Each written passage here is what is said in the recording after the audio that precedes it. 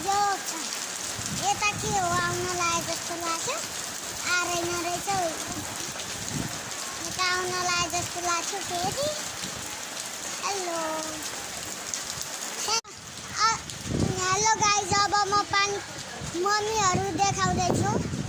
यता चाहिँ मम्मी हुनुहुन्थ्यो, कता जानुभयो, यी बोल्न आउनुभयो रहेछ। यहाँ चाहिँ दुईटा दिदीहरू हुनुहुन्छ, अरू पुरै भित्र चाहिँ खाली छ गाइजहरू।